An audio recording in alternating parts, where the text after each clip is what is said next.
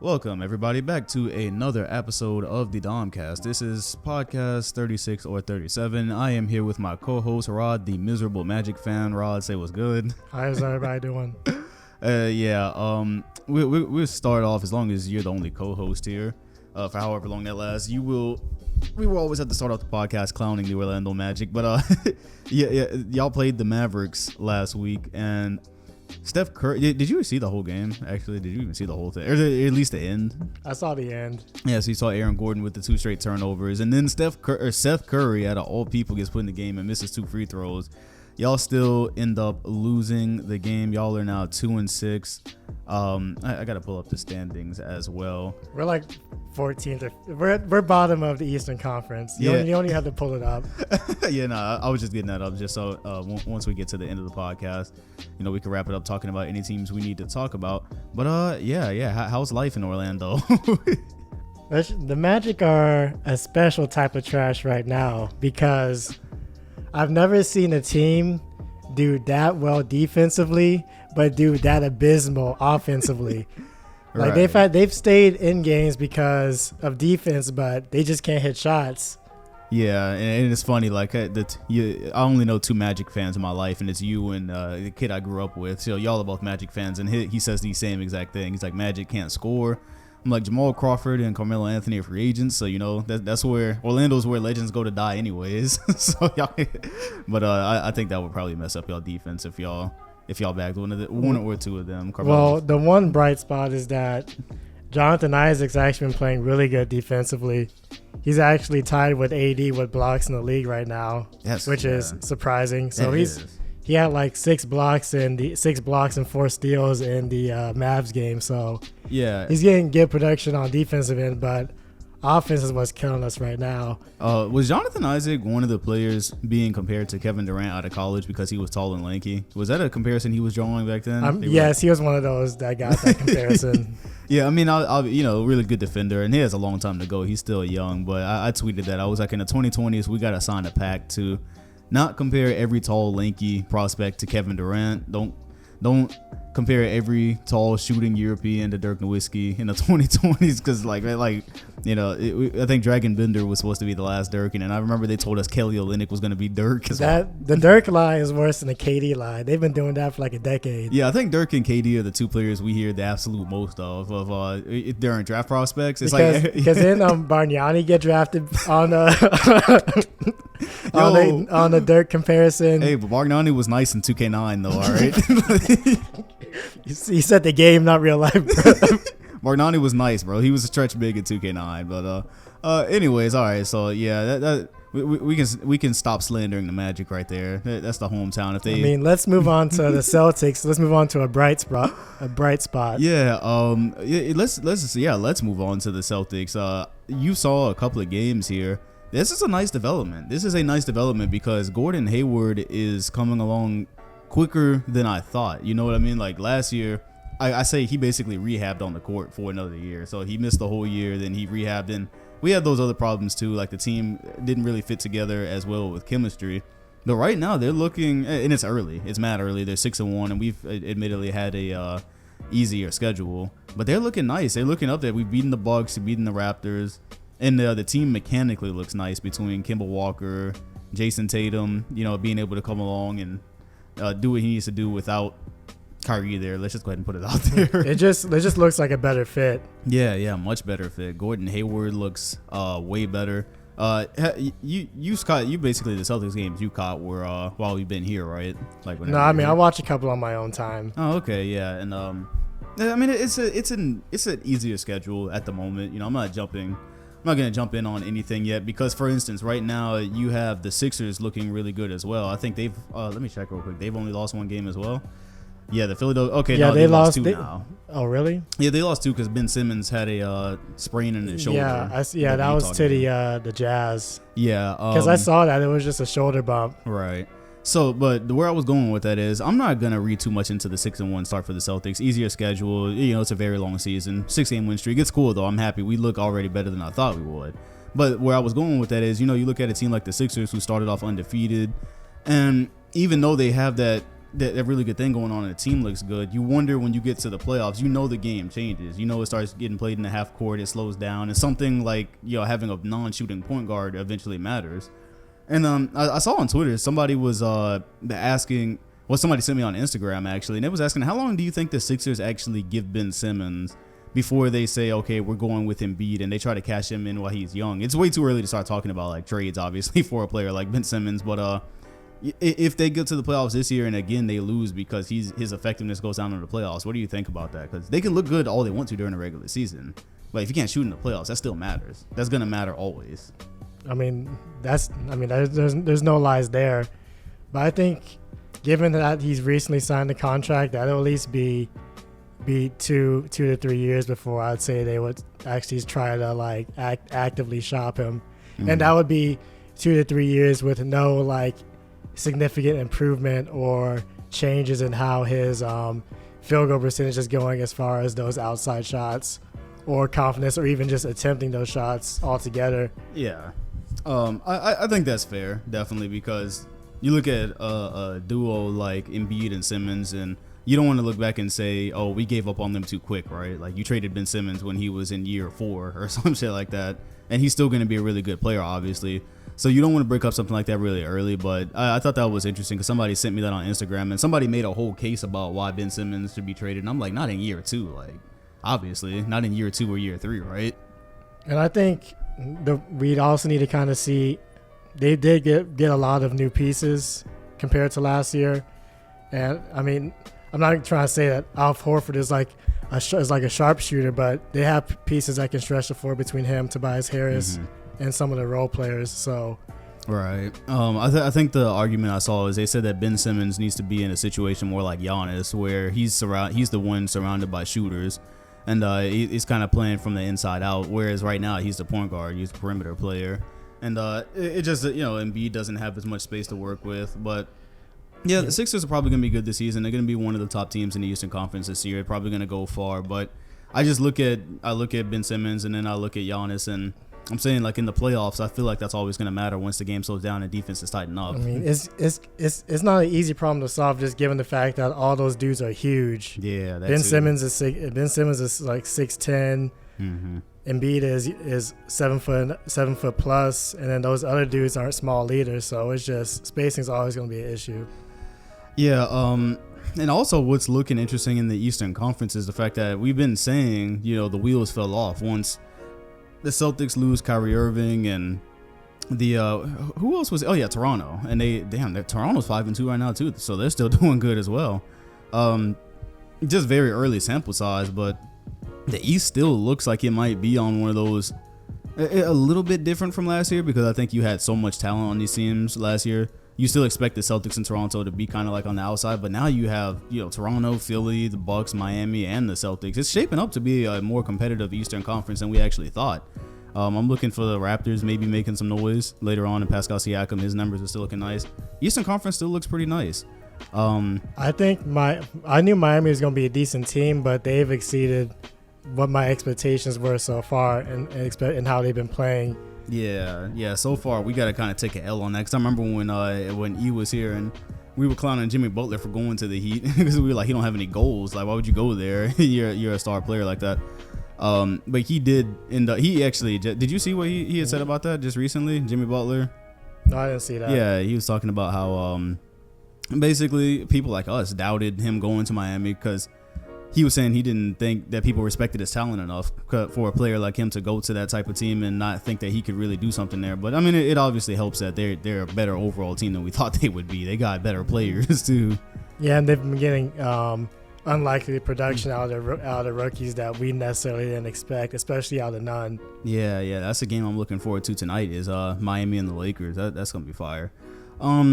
So speaking of the Lakers, well, not really, just speaking of LA in general, we have to use that dirty word, because I know you've probably seen this being argued all week. Load management. Kawhi Leonard has sparked that debate. Have you been in tune with that this whole week? Yeah, that's been a big thing. What is your opinion on load management? This will probably be one of the bigger topics today, because that's been a big deal, but now Kawhi Leonard is sitting out games in November already. So what do you think about that? Well, the thing is that I recognize the argument both ways, but I feel that as a player that you should, show up to work with the expectation that you're going to at least try and play all 82 games, and then whatever happens, and then if you need extra rest near the end of the season, then that is what it is. But but Kawhi's issue is kind of different because last week we were talking about how his knee issue might be degenerative. I did some research and I saw some similar things too. So he has like a legitimate case for why he's not playing. But I feel like I'm trying to figure out why this has been brought up as an issue now when the NBA has done a lot to like decrease the number of back-to-backs, and they also have a lot more resources now compared to even like 15, 20 years ago when people were playing 40 plus minutes when all they were really doing was like just strapping on their shoelaces and going out to play. So I'm just kind of intrigued by like how the timing of when it's coming up, but and also people saying, oh, maybe we should reduce the season. So I'm just right now I've been a sounding board to kind of figure out what everyone's trying to say. Would you be in favor of actually reducing the season from 82 games? No. No? Well, why not? I'm trying. I don't know how the money's gonna work. Yeah, there's a lot of logistic issues definitely with 82 games. The 82 games is an interesting thing because right now I'm hyped. Like the season just started. This is a more competitive season than we've had probably ever, really. But realistically, when we get around to probably about February, you get a little bit tired of the regular season. It kind of drags on. So but still, you would still have the same issue because they wouldn't actually change the calendar. They would just be taking games off the calendar. I assume you would still have the playoffs around the same time. So season would still feel long. It would just be less games. So I think that would also be less entertaining. Because the other thing is that you could do load management on the pretense that it's an injury preventive, but every time you step on a basketball court, whether it's a game or practice. Yeah. Or just in your home, in their home gyms, you face that risk. Yeah, and that's a damn good point because I remember when Kevin Durant got hurt in 2015 after he dropped out of Team USA to not get hurt. Like that was the point when Paul George broke his leg and then he dropped out because he didn't want to see something like that happen to him, and then something happened to his foot anyways. Well, I guess he was training. He had like a stress reaction or whatever. And with Kawhi, look, last night on TNT, I saw Charles Barkley questioning, is Kawhi Leonard even actually hurt? What's actually wrong with him? Him and Shaq, I'm not sure if that's like the best source of like legitimate information when it comes to certain things. Like Charles just be saying anything sometimes. But what I was thinking there is, okay, maybe Kawhi actually has something that he needs to be resting. That quad, maybe that the injury is not going to get better. And maybe to actually be competing for championships by the end of the year, this is just what he needs. But then you get to somebody like Russell Westbrook, who already has a load management game. I guess it was against the Grizzlies last week. And I'm like, damn, bro. Like that's preventative. Like there's a difference, right? Kawhi Leonard, I think, is actually like managing. But then Westbrook just seems like what you just said, like preventative. Like they're just trying to just build him in rest. And I'm like, damn, bro. I wanted to see Westbrook play Ja Morant that night. Like, come on. I was mad as hell. Yeah, I think we need to talk about, what it does for the fans because as a Magic fan, if I'm going to a Magic game, I'm not going to watch the Magic because of past circumstances that we don't even need to get into. So if I'm going to, let's say that we're going to see the Celtics and Kemba's not playing, Tatum's not playing, Hayward's not playing, Smart's not playing. Yeah. I mean, what I just spend money on. So yeah. I feel like it's also doing a disservice to people that, because everyone don't got money like that. They scrounge up their coins to try to have their kids, see the player that they like that's finally come to town. So yeah, I think that's the aspect you need to look into. You need to address as well. And those tickets cost grip as well. Like if you I remember when NBA my network gave me tickets to the Warriors game when they came down here, and it was like mid-level tickets, and them bitches were like $500 a pop. Yeah. Also, the prices will inflate. Yeah. For the stars, and then when the stars don't play, then you out here looking wild. Yeah. Imagine if I got to that game. I mean, I didn't pay for it, but like let's say I did pay for those tickets. I get to the game and Kevin Durant and Steph Curry aren't playing. So that night I'm watching like Iguodala and Livingston for $500. Like my G. That's crazy. That's crazy to me. But yeah, Greg Popovich has a theory about the fans and load management, and it's basically fuck them. Like this whole thing kind of. I mean, my first instance of load management was when Popovich rested all his people when they were going to Miami one for the home game. Yes. That was the first time that I actually saw someone actually they didn't even get on the plane. Yeah. They're staying in San Antonio. Yeah, and that was kind of like Popovich's fuck you to the NBA for the calendar that year, because I remember like they gave the Spurs like tough games all in a row. They gave him like Miami, they gave him the Grizzlies, and like they gave him a really bad stretch. So Pop was like, all right, cool. So we're gonna go to Miami, and everybody sat.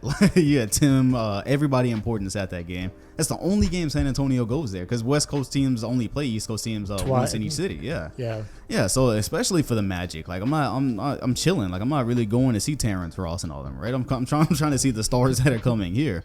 So there's definitely a fan aspect to that, but as long as we're supporting them, as long as we're watching the games, as long as we're nobody really buys League Pass. People are, on alternative means of streams these days. But as long as people are interacting in a way that the NBA gets their money, I don't think they really care that much about the fan aspect. But then there's this part of the fan aspect as well. And what do you think about this? Because you start to wonder, well, what would the end of Kobe's career have looked like if he had load management? Because let's be real, his career ended because he wasn't managing shit. He was trying to carry the Lakers. But here's the thing. I don't think Kobe would let himself be load managed. Oh no, absolutely not. No, Kobe will laugh at you. So the thing is, he's gonna be out there regardless. Right.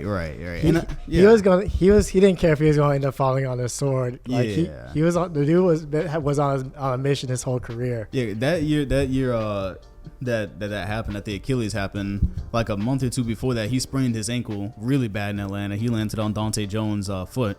And he came out and tried to play the next game against the Pacers. Yeah, he was literally a one-man wrecking crew. Yeah. Before he tore his Achilles. Yeah, but that's the thing though. So okay, I'm pissed the other night when I wake up in the morning.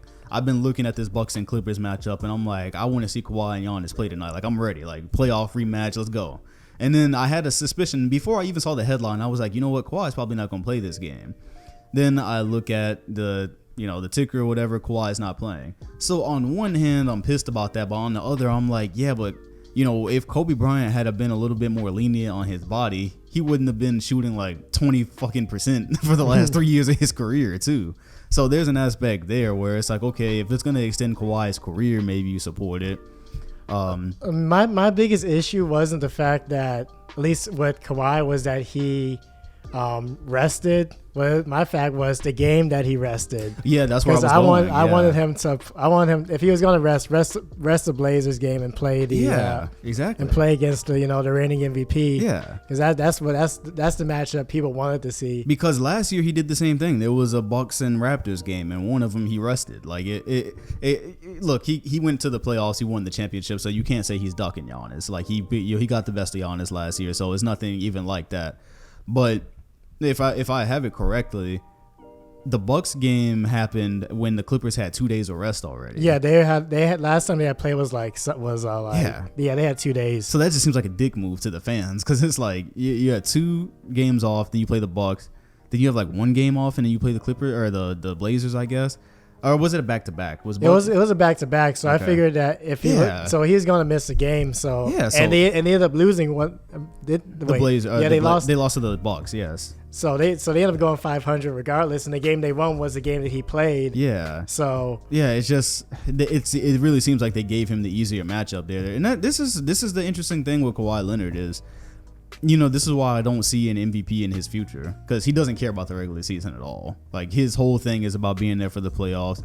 And can you blame him? I mean, can you blame players when all they care about is the playoffs? Because all we care about and all fans care about in the media is titles and awards. That's what weighs the most when you're talking about legacy. That's what weighs the most when you're talking about rankings. So Kawhi will probably he'll end up missing like 22 games like he did last year, but then he'll have one of the best runs ever and then end up with the championship. And that'll be interesting if that happens here. But it'll like, did you realize Kawhi Leonard, as we speak right now, Kawhi Leonard is only a 3-time All-Star? Did you actually realize that? It makes sense when you actually like think about it, because it wasn't until his last couple of years on the Spurs that he started to get get All-Star recognition, and you also take into account the year that he didn't play when he was dealing with the quad. Exactly. So that sounds about right. Yeah. So it's around the time he came up, and then the 2017 season, like you said, and so his All-Star count already looks a little bit less than it could. And it's just, we talked about at I think the first podcast of the season, we talked about him replacing LeBron James maybe as the best player, not because LeBron was washed. That was some stupid shit everyone else was saying. People were trolling with that. LeBron was never washed, but it was like, okay, they have AD now, so they might let AD do everything he needs to do. And then I thought maybe Kawhi would take advantage of that. The next best player step up. Kevin Durant's not here anymore, but I doubt that's gonna happen when he's missing. Do you think there might be a change when PG comes back? Well, no, I think that's going to make it more likely. I think that's going to make rest days more likely for him, because a game like the Bucks, you all of a sudden feel better, right, about resting Kawhi Leonard when you have PG to go against Giannis or another star player. You know what I mean? I think that makes it more likely. Were you thinking something different? Oh, no, I was saying, my question was, do you think there's going to be a change, not positive or negative? Do I think it's going to be a change, like, of what? Let's say, will Paul George, will that make the issue better or worse as far as him resting? Oh, well, I mean, for fans, it'll make it better. Like, it'll make it better. I mean, it'll make it better for them, too, again, because they'll probably win some of the games that Kawhi sits. Like, when Paul George is there and it's just switching out one superstar for another. One star player for another, one two-way player for another. Kawhi's better, definitely, but, yeah, you'll have another guy to take the load. So that'll make it better. That'll alleviate it, because I'm not watching a Clippers game when Kawhi sits. Like, I wasn't watching them play the Bucks. It's just Lou Williams and Montreal. Yeah. I mean, it's cool and all, but there's not a whole lot you can tell from a game like that, because again, like, they're running different things than they do when their stars on the floor.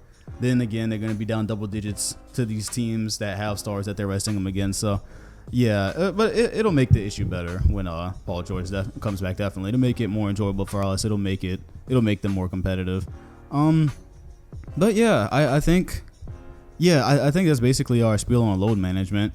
Do you support it from the standpoint of, let's say, basically the Kobe argument is what I'm talking about? Like, would you rather see a player rest and actually get through his career, or would you rather see it be like Kobe did, where you just go balls to the walls and then whatever happens?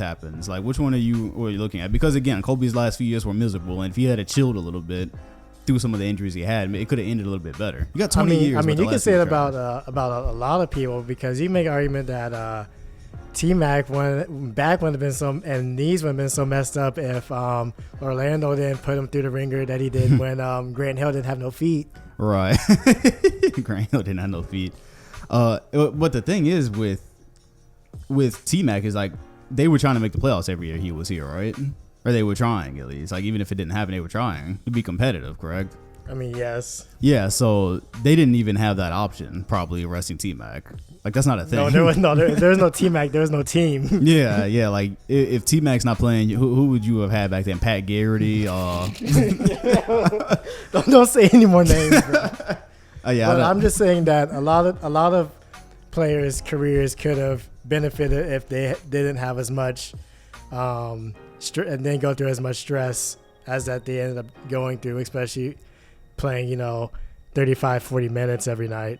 So would you rather see them just Kawhi it out? I mean, would you rather see them Kawhi it, or would you rather see them grind it out? Like, what is it for you? I mean, to be honest, I don't really have an answer for you, because on one hand, you can say the extension of the career, but on one hand, these players, they're thinking about that game that's happening right now. They're not thinking about what their career is going to be in 5 to 10 years. Thinking about winning a championship right here, right now. So, right.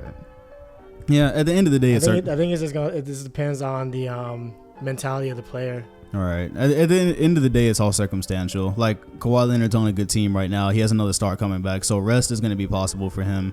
And also on the Kobe thing is that this hindsight's 2020. So we saw what ultimately happened, but while everything was happening, this was the last thing we were thinking about was Kobe was just doing what he had to do. Yeah, we were looking at it as amazing, calling it Mamba mentality, all that good stuff. But there was a thing where it's like he was 34 years old at that time, and he was playing incredible minutes. So especially his body literally almost broke down all in that one game, in that Warriors game, it seems. But Yeah, it's all circumstantial. Some players are gonna have the luxury of resting because Kawhi Leonard has another star coming back. Even though they're in the Western Conference, they have a good team. He has that luxury. He will be able to rest, and I guess that'll be that. I don't think it's going anywhere. I don't think the NBA really has a lot of remedies for it, other than it was weird. They fined the Clippers right after taking up for them. But I think that was because the Clippers are being too inconsistent. Yeah, for the reason, But I don't know how you find them after you vouched for them. Yeah, that's what I'm saying. Like, I was on stream and somebody put in the chat, they were like, yeah, Clippers just got 50K. I was like, wait, before I got on chat, the NBA said, like, Kawhi Leonard's not a healthy player. Yeah, the NBA said, like, oh, we had our people look at it. Like, it checked out. Yeah. So, yeah, that's load management. Anyway, speaking of having the NBA and have their people look at it. So, we had Aiden get snatched up. And then John Collins got snatched up for some human growth hormone. I know you heard about this one, correct? Yeah, I don't know what players are doing nowadays. Anyways, do you think that in the Eastern Conference, we know the situation, Magic is just trying to make it. Do you think that closes the Hawks' chance out of being a playoff team without John Collins? Because that was a big deal. Like, that was, he was shooting threes, which is why they probably snatched him up that night after he shot really high on threes. But do you think that'll be enough to go ahead and take them out? Because they were off to a decent start. I think the fact that they still have Trae Young means that they're still going to have a shot. But just the fact, I don't know. His argument was for how he ingested HGH, but come on, people. Like, did you see his statement? Did he make said a statement? That I think his statement was that I took something and I did not know that it was contaminated. Look, man, but like HGH, that ain't like no regular like. That don't come in your protein bar. All right. You gotta go out there and acquire that stuff. Like, that's not just over the counter. Yeah, I'm not. Look, I don't claim to know everything. Maybe you can accidentally slip HGH. Like, I don't know. But goddamn, that's a big blow. That's a big blow because the Hawks were already kind of like coming into the season. People weren't looking at them as a playoff team. They're still not that great of a team. It's just Trae Young has just been so brilliant. You take John Collins off the floor, who was a floor spreader for Alex Len. Now they're going to be able to key in on Trae Young a little bit more.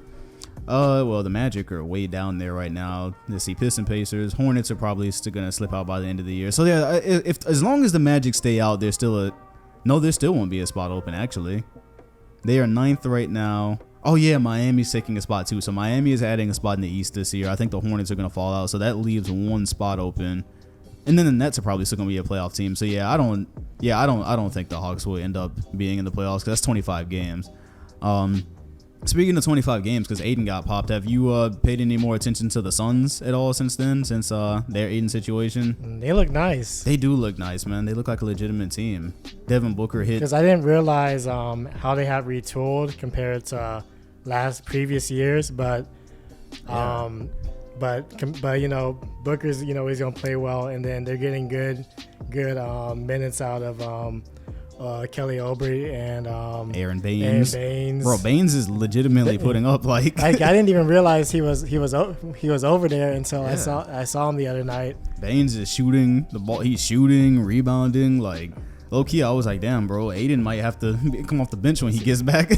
Yeah, so I was actually thinking, like, if they look this good right now, I wonder how they would look if Aiden hadn't got popped for the diuretic, which was probably he was probably taking something else if he was using a diuretic. But just the West is so wild that they have to, that if they want to fight for one of those bottom spots, they have to keep winning.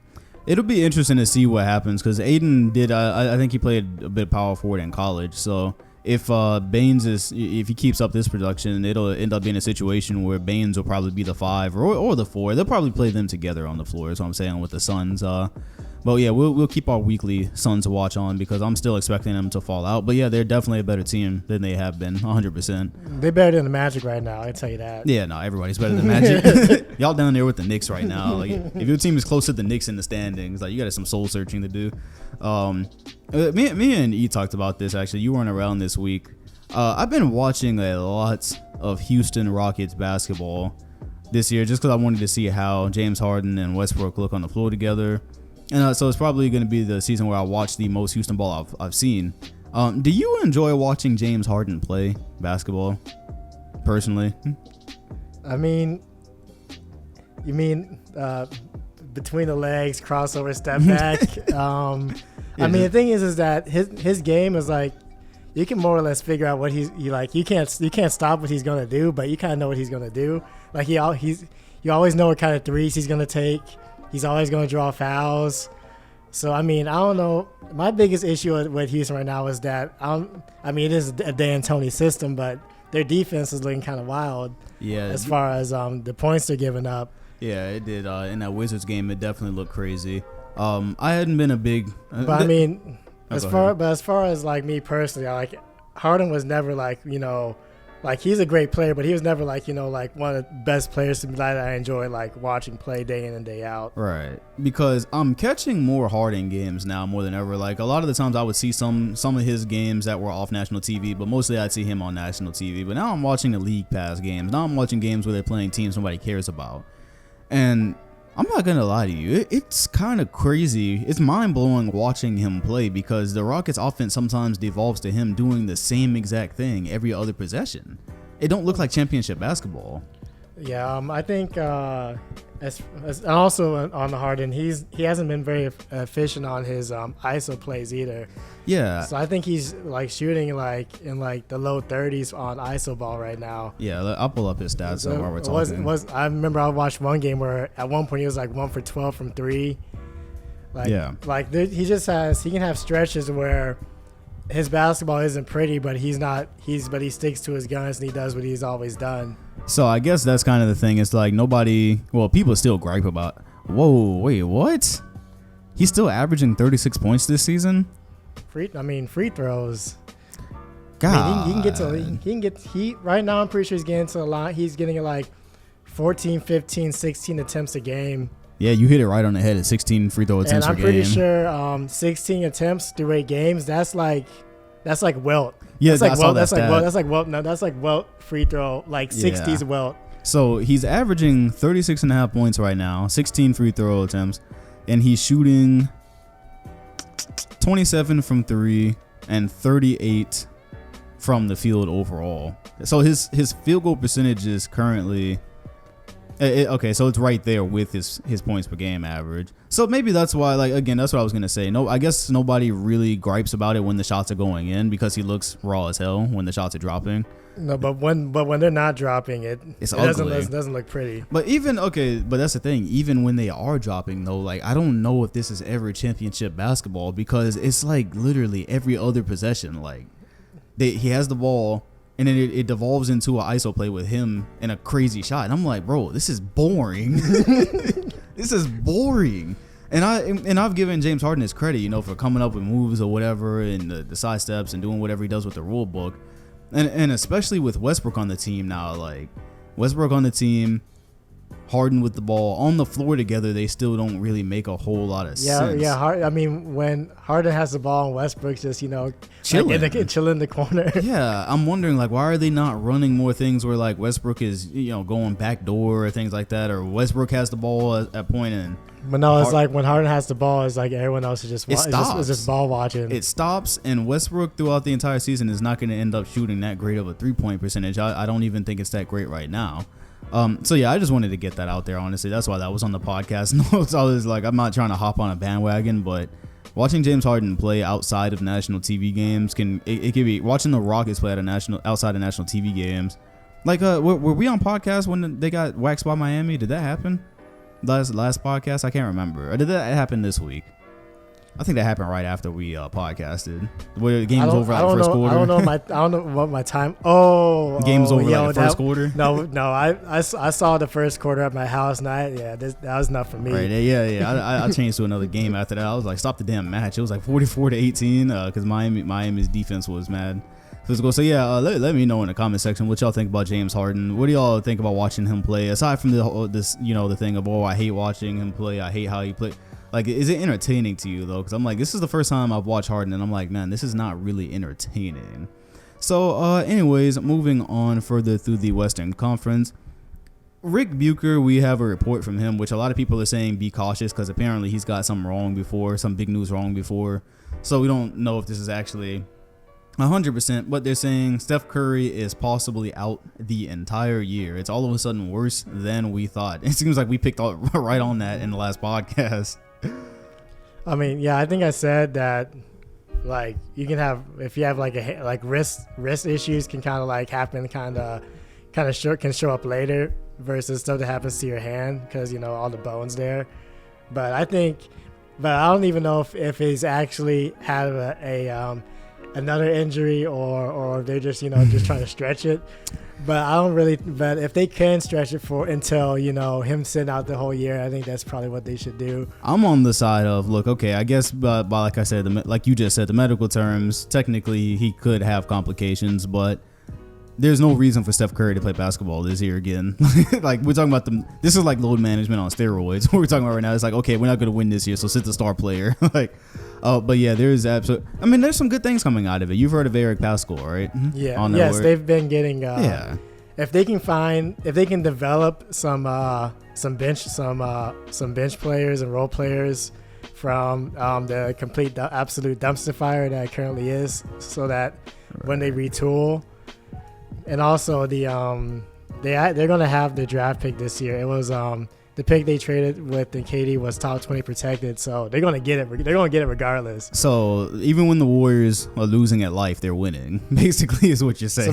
So basically, whatever. So basically, the pick they get in the lottery, because they're gonna be in the lottery, they're gonna keep it. So if they want to flip that for assets or keep the player they draft, so they have some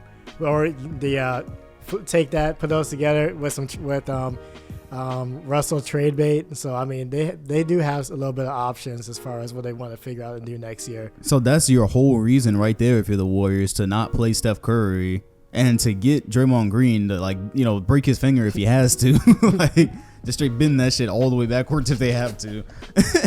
Because of what you just said, like, so next year, like, imagine one of them did come back this year, and again, I don't want to keep putting this out into the universe, but, you know, major knee injury, all of a sudden they're out into halfway next year. Now your plans for next year are messed up too. Like, it's all good right now. You sit Curry, you sit Green, you let Pascal develop, you let whoever else is going to come out of this crop developing. It's cool, right? So then they come back next year, and all of a sudden they're playing in a lineup with Steph Curry, Klay Thompson, Draymond Green, and whoever else they've gotten in the draft. The Warriors are going to be right back, aren't they? We got this 1 year apiece, and the Warriors are going to be right back. They're going to take this year to get right, basically. But yeah, people are enjoying the Steph Curry slander because they're saying, like, oh, he's ducking the one chance he got to carry a team, or, you know, whatever. I'm like, bro, y'all want him to come back in February when they're like, when they've won like 15 games by then, maybe. Yeah, but right now the Warriors are going to turn into that team that you can't afford to lose to in the West because it's going to mess up your seeding. Like if you're the Blazers, right? Like you don't want to lose a game to Eric Pascal and the Warriors like they just did the other day.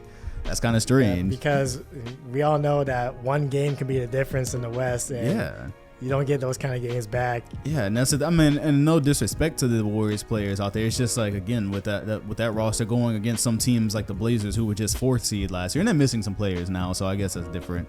It's a little bit different, but still, yeah, that's not the team that you want to lose to in the Western Conference because you can end up missing the playoffs even if you've won 48 games. You could be like 1 seed. You could be like 1 game or 2 games out of 4th seed. Speaking of that, teams back there and in the Western Conference, what do you think of Luka this season so far? Because y'all were like, nah, when I said it, dark horse for MVP, but that man going off right now. No, he looks nice. When he put it on the Magic in the second half, I saw all that. Watched in despair. Yeah, watched in despair. Yeah. So you saw him play against the Magic, and you've seen Luka play in general. I wonder this thing with Luka. First of all, he did if any of y'all didn't realize, if he did go on to win MVP this year, if he did, keep this production up, he would end up being the youngest MVP of all time, actually. Yeah, because he would pass Derrick Rose. I think he would. The age and the days would work out to that. But is a player like Luka proof to you that some of these players in the older days could play in today's NBA? I mean, I didn't need proof, but but I would say I definitely because he's not overtly athletic, but he has the size, but he has the skills and he can do everything he needs to do on the court. Yeah. So I say definitely it'd be you can use it as proof for the old timers. Yeah, I find that interesting because I think about a guy like Larry Bird, and it's easy for people to go back and look at Larry and say, oh, look at how he's running, look at this, that he couldn't play today. I'm like, okay, look, not to undersell Luka as an athlete or anything, but he's not out here, touching the top of the backboard, swatting everybody shit into the first row. He's not jumping above everybody. For all intents and purposes, he plays below the rim with a lot of skill and a lot of court vision. I mean, the Larry Bird one is kind of wild because Dominique, when his Atlanta days, talked about having to check Larry and getting torched, and I don't think anybody needs to vouch for the kind of athleticism that he had. Yeah, that's interesting. Like, is Dominique Wilkins not an athlete now? And he had problems with a guy like Larry. I don't know. I watched Luka play, and I'm like, everything he's doing is just pure basketball skill, and it's not super exaggerated by being able to run super fast or jump super high. That man he's just like that. So I found that really interesting with Luka. You said last time Porzingis not really playing that. He's not really playing that well, is he? I've seen a couple of. He can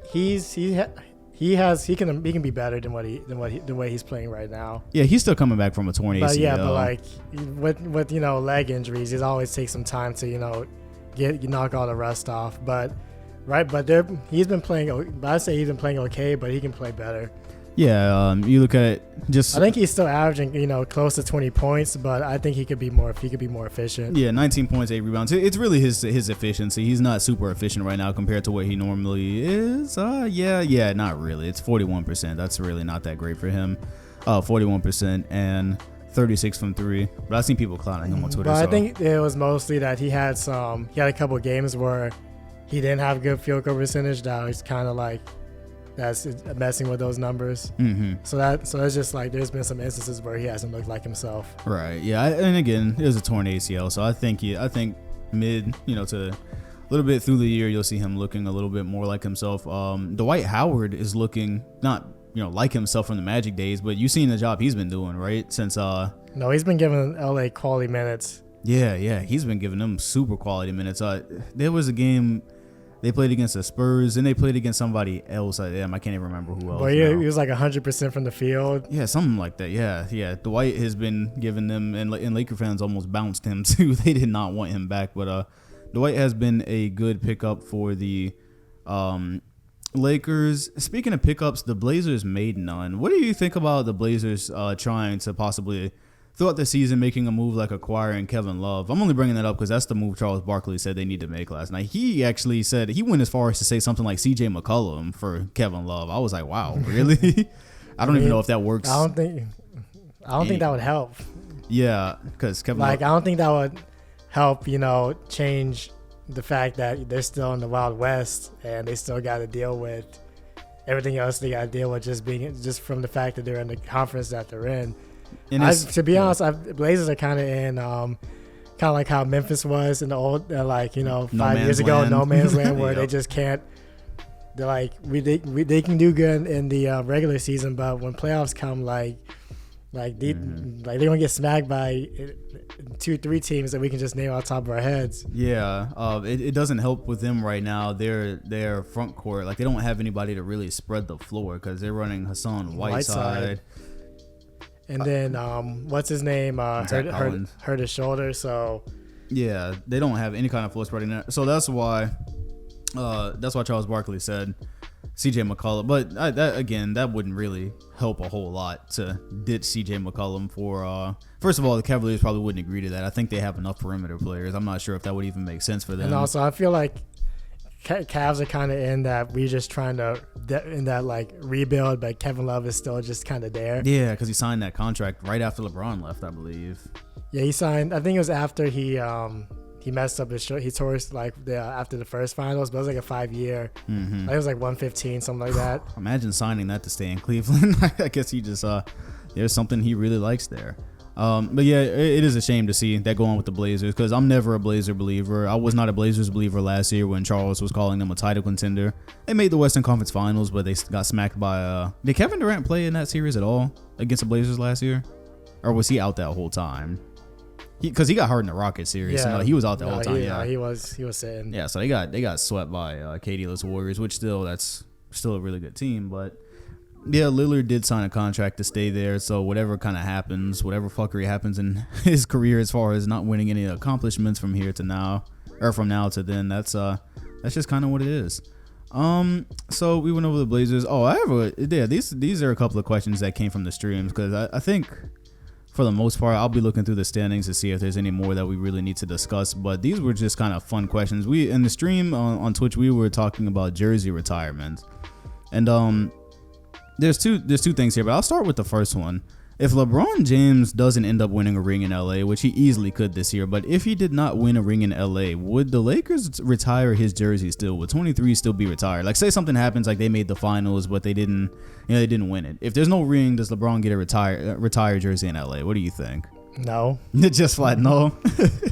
I mean, I just got to think of just like the standards, because Magic ain't got no type of standards, but no one's jersey's retired. Jonathan Isaac still wearing number 1. Like, shoot. So I mean, he needs some. It's all about rings in LA. Yeah, you're right. That's 100%. Yeah. So even if they get to the finals, they get close. Like, now you got to bring home the jewelry. Like, you got to change. You got to do something legacy to. Because if he could play there for 4 years, but if there ain't no ring, then like, what do you do? What do you do? Yeah, I agree, because like LeBron still hasn't really slowed down. Here we are in year 17. He's still doing triple doubles and all that.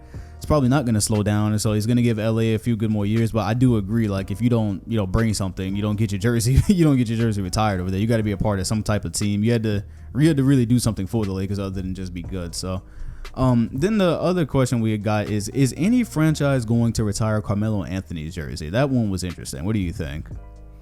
I wish, but probably not. No, so you don't even think the Knicks are going to, because it's apparent the Nuggets aren't. Jokic is wearing his jersey. So.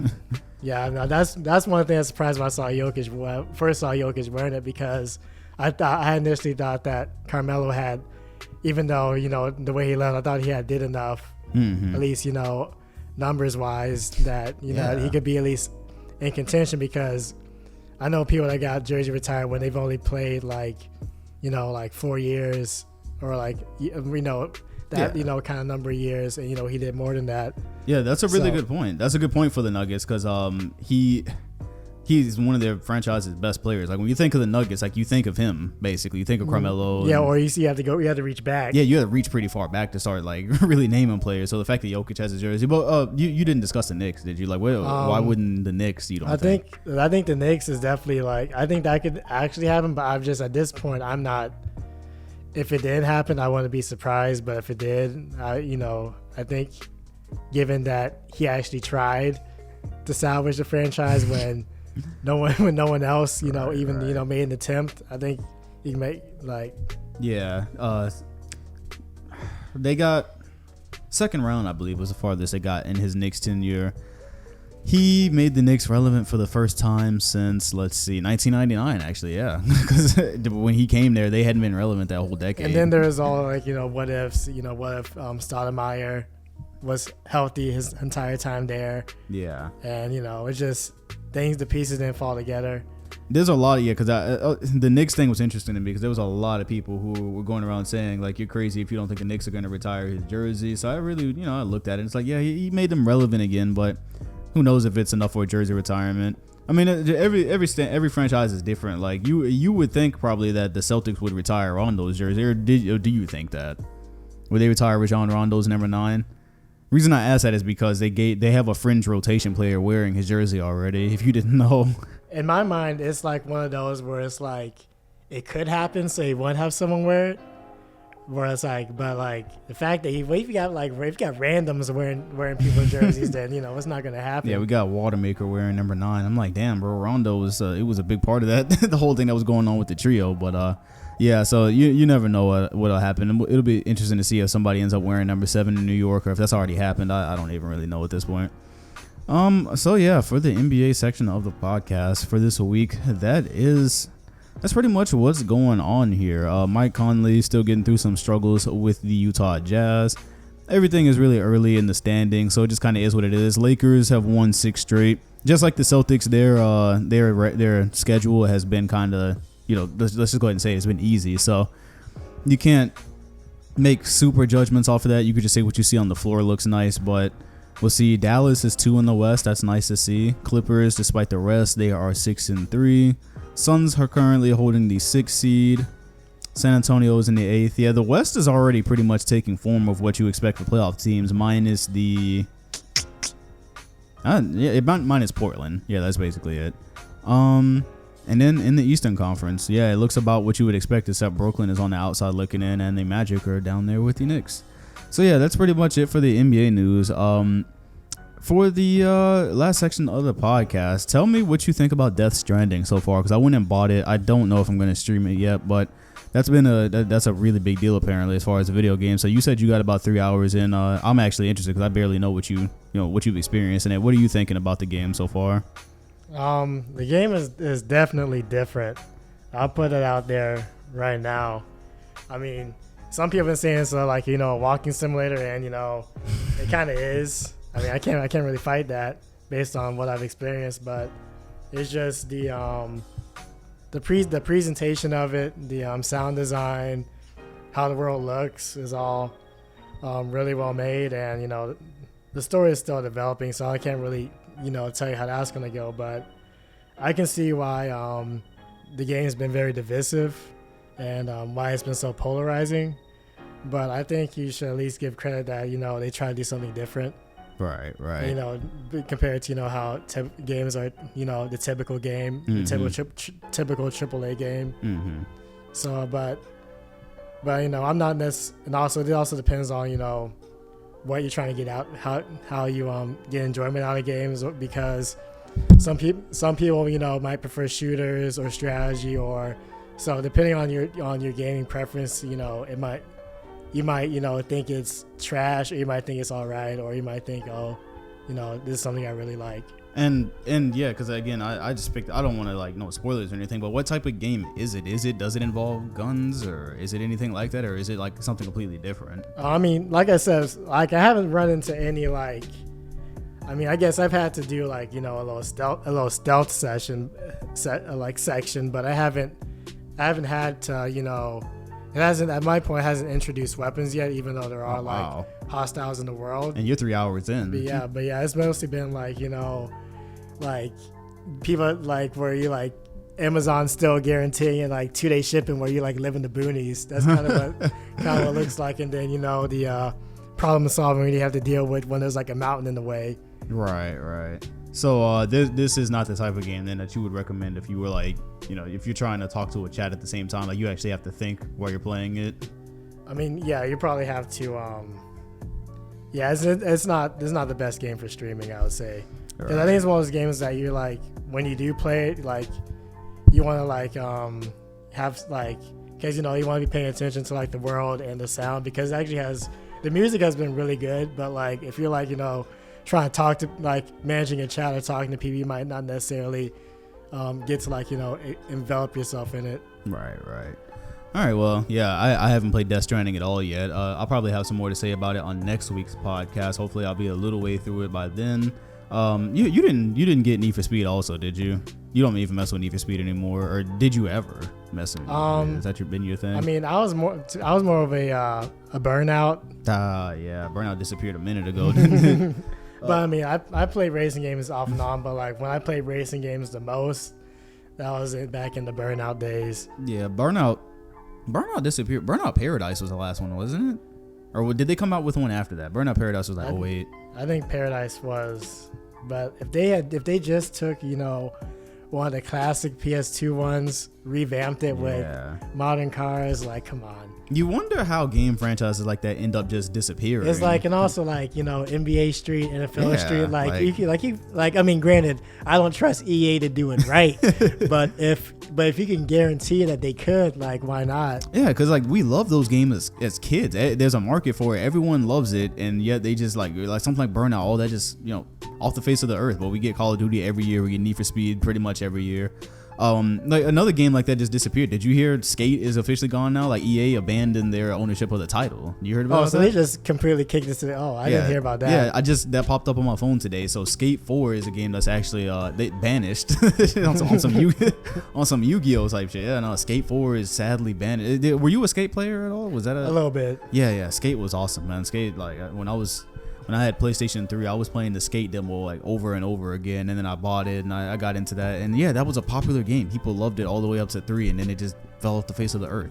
So that is no longer a thing. I mean, just the way these major corporations are doing with their goals for what they want to do with games is there's a disconnect between the executives and the players. That's a good point. That's a really good point. People who don't know shit about games making the decisions sometimes.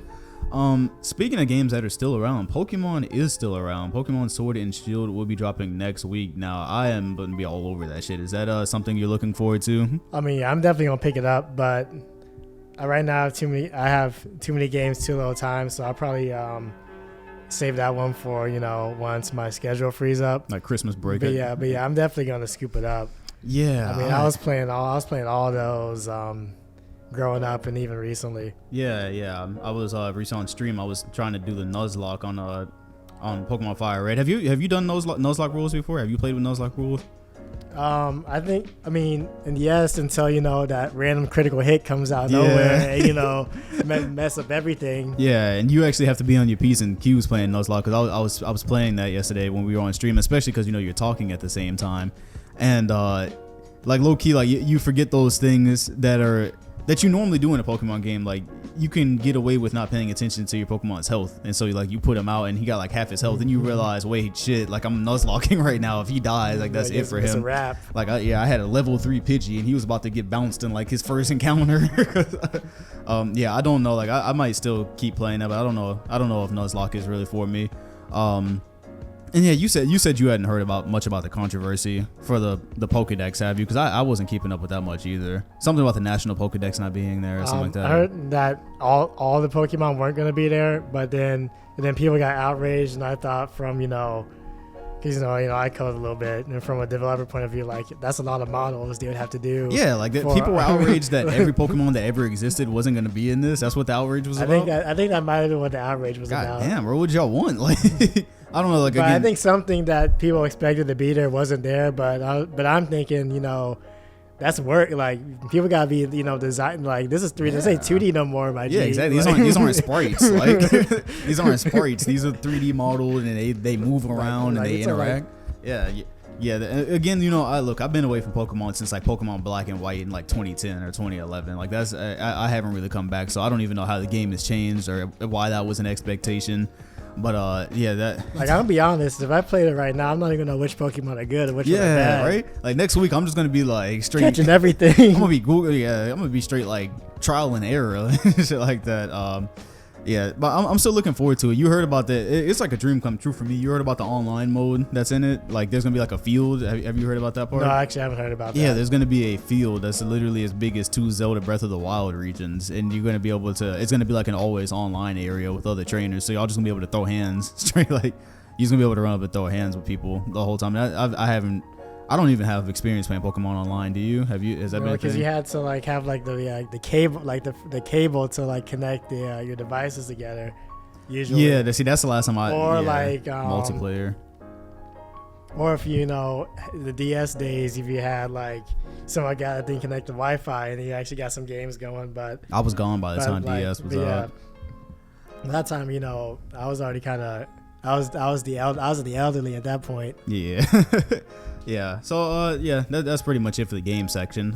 Like you said, he's played a little bit of Death Stranding. I'll know a little bit about it next week. I just picked it up today, so I probably have like a couple of hours install. How was the install on this? Did that took forever?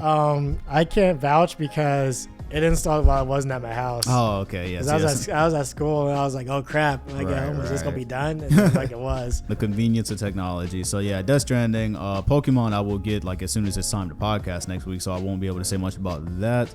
And was there a third game we talked about? I don't forgot now. Anyways, there was one more topic I wanted to get to. Because I saw this tweet as I was riding home before the podcast. Did you see that Kevin Feige said that to this is from movies, this movie section. Did you see that he said for Marvel movies now we're gonna have to be keeping up with Disney Plus streams to be able to be intact? Yes, I saw that. But to me it actually makes a lot of sense.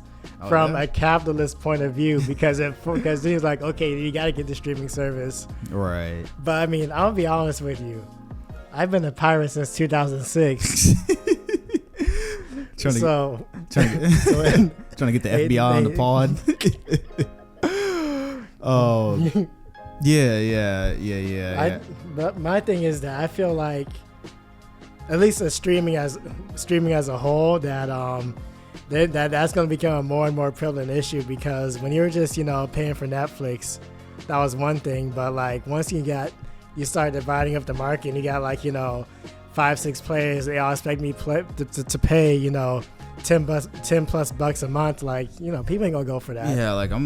Yeah, I think I'll have to find some alternative means. I'm not admitting to any crimes on the pod or anything, but I'm about to have to find some alternative means, because it's just like I'm already paying for a lot of things, and it's like to keep up with the movies, you're gonna have to know what goes on in the show. That would be like if we had to watch the Agents of S.H.I.E.L.D. over this last decade, basically, just to know what was going on in the movie.